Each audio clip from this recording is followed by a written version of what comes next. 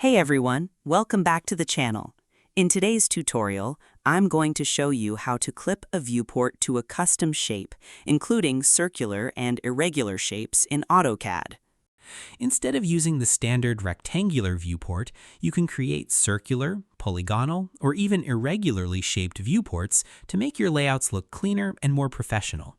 This is especially useful when preparing presentation drawings, architectural sheets, site plans, or any layout where you want to highlight a specific area of your drawing.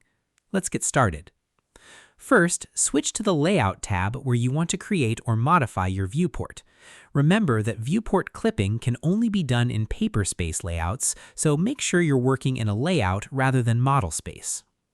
Before clipping the viewport, you'll need a shape to use as the clipping boundary.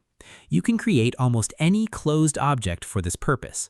For example, you can draw a circle if you want a circular viewport, a polyline for a custom shape, or any other closed object that represents the boundary you want to use. To create a circular viewport, type circle in the command line and press enter. Specify the center point and radius to create your circle. If you'd like a more complex shape, use the p-line command to draw a closed polyline. Just make sure the shape is completely closed, otherwise AutoCAD won't be able to use it as a clipping boundary. Next, make sure you already have a viewport in your layout. If you don't have one yet, type mview and press enter. Then create a standard rectangular viewport anywhere on the layout.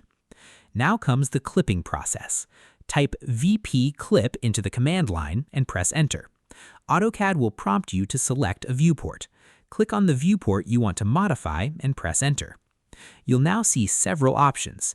Choose the option to select an existing object as the clipping boundary. AutoCAD will then ask you to select the object. Click on the circle, polyline, or custom shape that you created earlier and press enter. Immediately, you'll notice that the viewport changes from its original rectangular shape and takes on the shape of the selected object. If you use the circle, you'll now have a circular viewport. If you used an irregular polyline, the viewport will match that custom shape. At this point, double-click inside the viewport to activate it. You can zoom, pan, and adjust the view just like you would with any standard viewport. The clipping boundary only changes the visible shape of the viewport. It doesn't affect the drawing itself.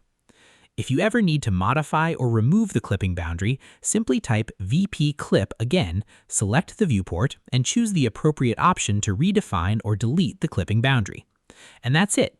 You now know how to create custom-shaped viewports in AutoCAD 2027 using circles, polylines, and other closed objects. This simple technique can make your layouts look much more polished and professional. If you liked this tutorial, don't forget to like and subscribe and leave a comment for more AutoCAD tutorials. Thanks for watching and see you in the next video.